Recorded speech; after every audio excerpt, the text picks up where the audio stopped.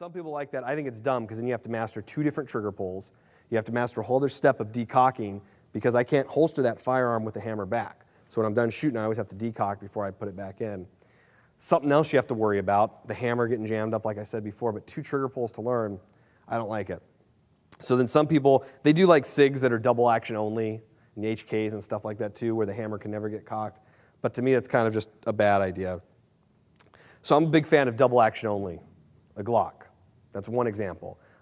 Springfield Armory, what model is that? Does anyone have one of those with the grip safety that's the plastic one? XD, there we go. Yeah, that originally came out as like an XD9 or something like that, and then Springfield bought it, did a little redesign out at Springfield Armory, and everyone sold it. Good gun too, but Glock was the original one. Basically the same as this one, and a lot of other guns, like Sigma was a Glock clone, they did this. This gun's double action only. I'm a big fan of that because there's no hammer. So up close, CQB, you're wrestling for the gun. For some reason, it's jammed up against me because I'm fighting someone. There's nothing that's going to prevent that hammer from coming back. There's nothing that can get in the way of preventing the hammer from coming down and firing. It's always going to work. The trigger pull on this one is the same every single time. So instead of it being 12 pounds and then 2 pounds, it's like 5.5 across the board, unless you're New York where they put a big spring in it because they don't think their guys are safe and they make them do a heavier trigger pull. It sucks. But anyway, you can actually get a lighter trigger pull too for it, like for the race guns, like a 2.5, 3.5 pound. I like the stock one because that's what all the police officers have. Then if you ever use this in real life, also too, if you're buying bullets, I like using the one that either a local police department uses or like the FBI or someone else uses, because then liability-wise later if you're in court, well, how come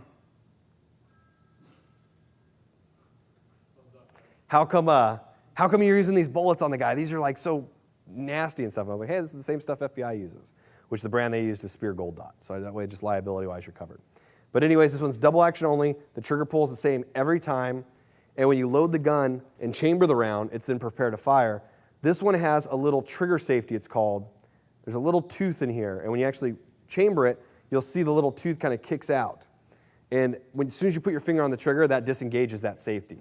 And I used to do demos with the gun. I would unload it, and I'd be in the range, and I'd put like a Sharpie marker in the trigger, and I would try to like dry fire the gun, which is pressing the trigger to the rear with no ammunition in the gun.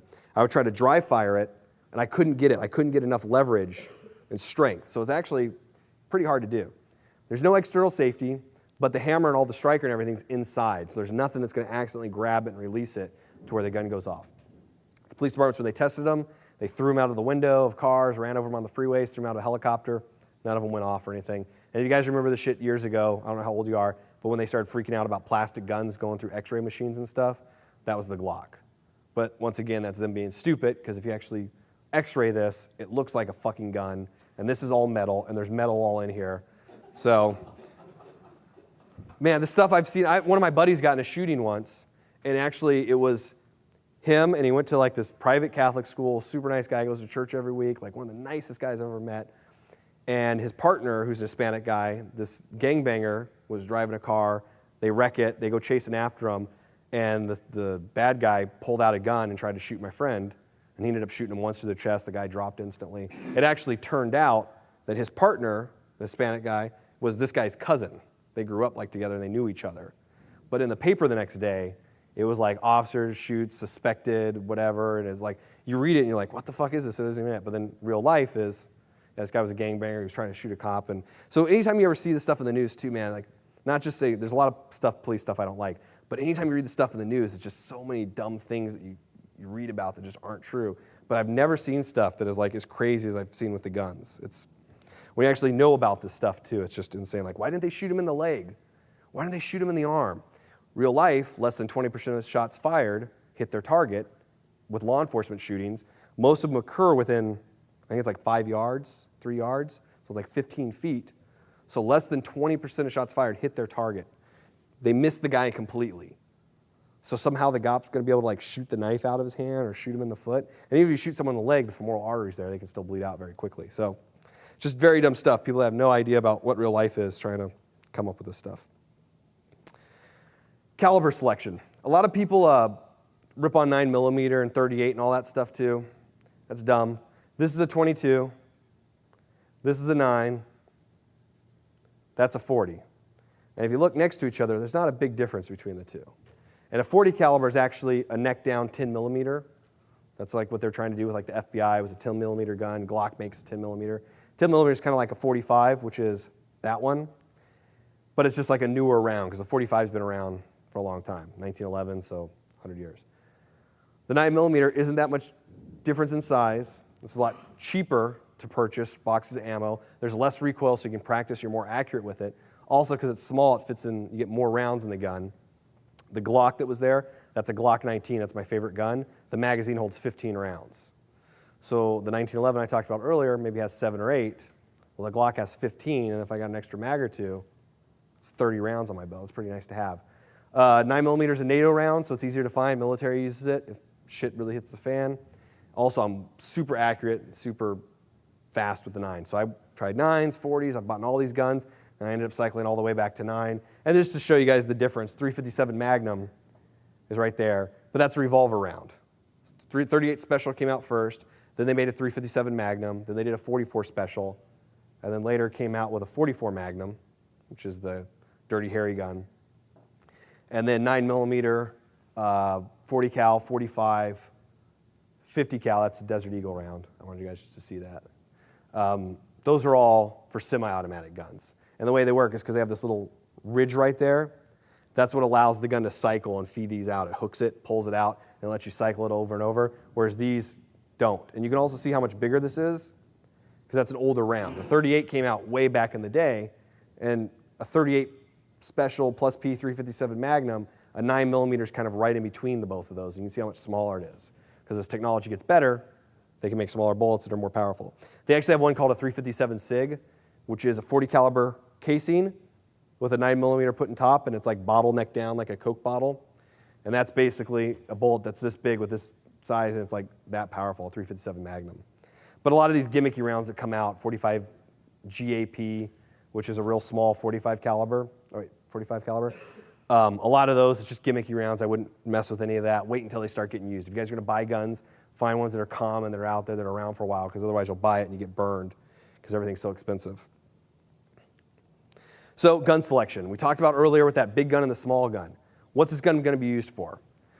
I don't know if I want to ask this question, but just think about it. If anyone here is going to conceal carry, are you guys going to carry that big-ass revolver? Probably not. Also, too, that gun's really big, and it only has like 6 or 7 shots in it. Or I can carry a Glock that's about that big, and has 15 rounds in it. So what am I going to carry? Some people just want a gun for the house. So if you're going to keep it in the house next to the nightstand, then don't do what I dealt with all the time at the gun range, where people would come in, they're like, oh, I don't want a big gun, I'm just going to keep it in the house. Well, why wouldn't I want a bigger gun that absorbs the recoil more? I don't have to worry about concealing it. It's just going to be for self-defense. So why not have a shotgun, or a big-ass handgun, or a full-size? So another thing you want to think about is price, because guns start getting kind of expensive. What was your Springfield XD? Do you remember how much it cost? I don't have one, so that's a lot. Okay, so you're a gun fan then? I think they're like $500-600. Glocks are like, in Arizona, $450, $529, depending on the accessories. So plan about spending about $500. HK SIGs, a lot of that are more expensive. And sometimes you'll go to the gun range and they have like those 1911s that are all tricked out. And that could be like $1,000, $1,500.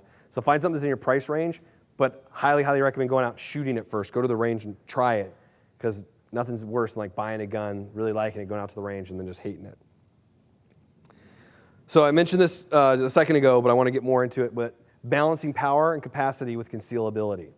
So that little small revolver I had in the picture, that only holds 5 bullets. And it's real small, and it fucking kicks like a motherfucker. It's insane.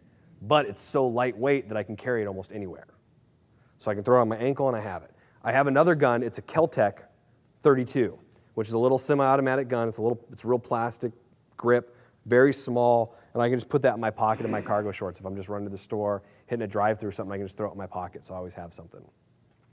If I'm dressed in an area that has like colder weather where I can wear jackets and stuff, then obviously I can carry a bigger gun.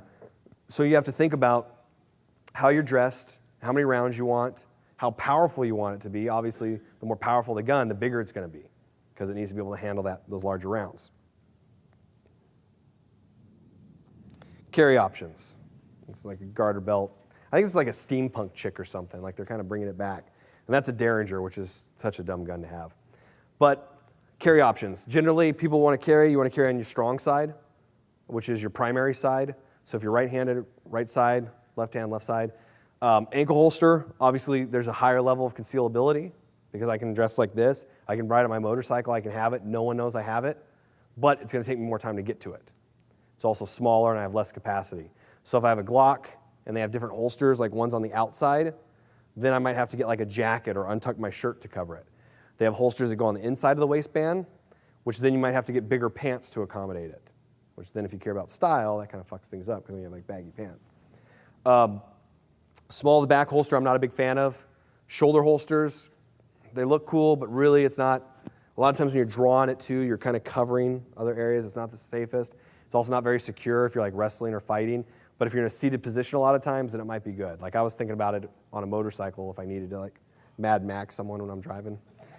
But I just bought a Harley a little bit ago too, so that's a Harley Iron. I posted pictures of it on Facebook. It's all black. It's like nice and small. It's not like a big grandpa bike.